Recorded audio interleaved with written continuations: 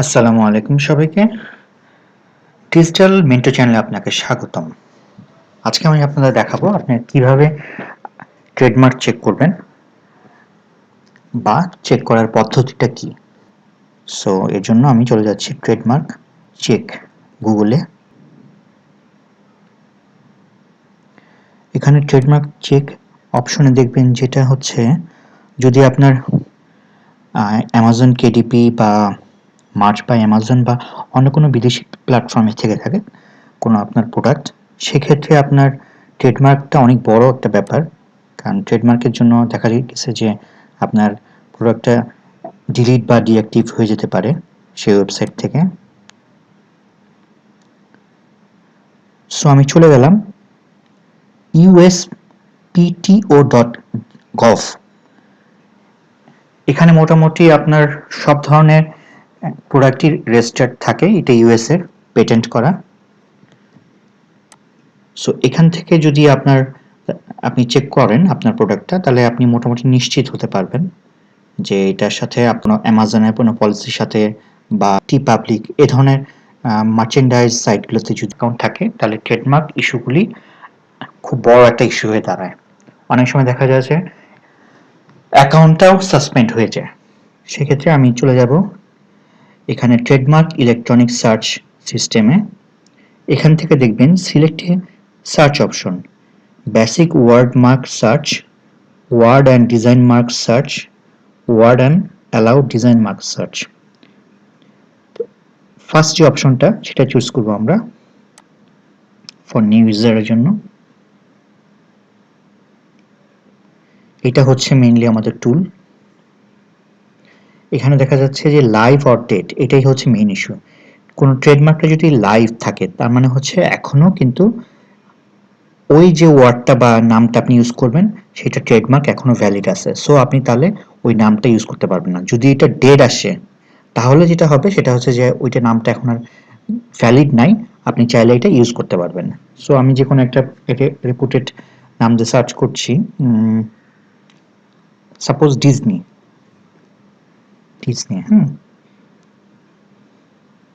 Submit করি, দেখেন কি আসে। অবশ্যই লাইভ আসার কথা।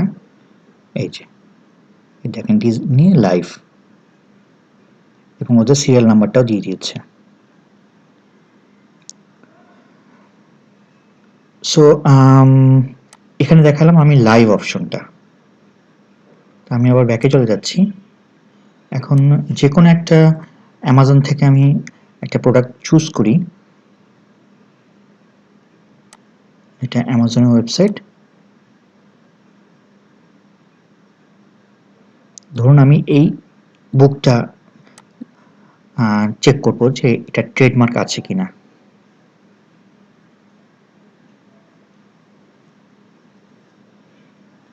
সো আমি যদি এটা কপি করে নিই নামটা জাস্ট, এটা কিন্তু বেস্ট সেলার। চিকা চিকা বুম বুম, এটা লাইভ অর ডেট, এটা আমি চেক করব।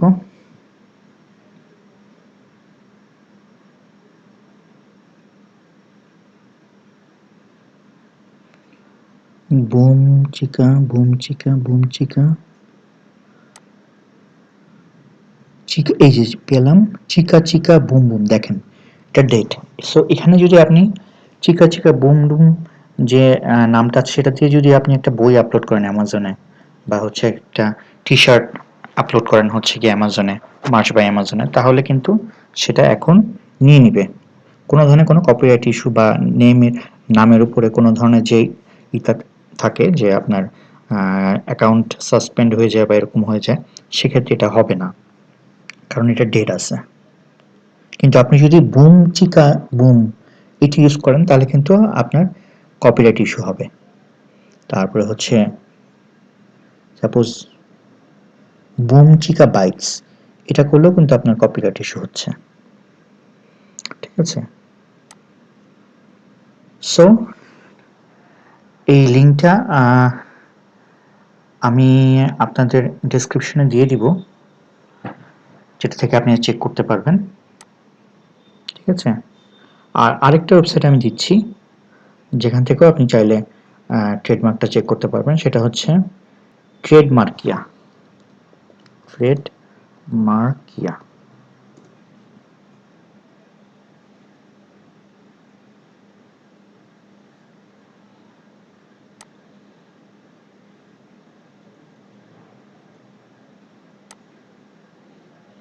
এখানে আমি সেম নামটাই সার্চ করলাম, সাপোজ ডিজনি।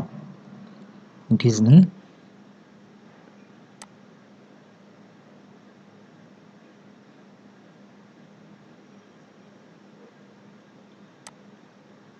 এইচ।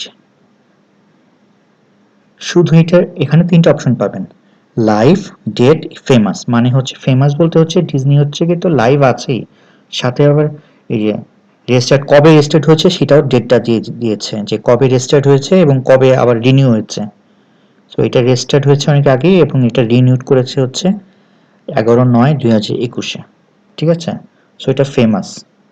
আমি যদি আরেকটা যে বইয়ের নামটা আমি আপনার দেখালাম, শেয়ার করলাম, সেটা একটু চেক করে দেখি সেটা আছে কিনা।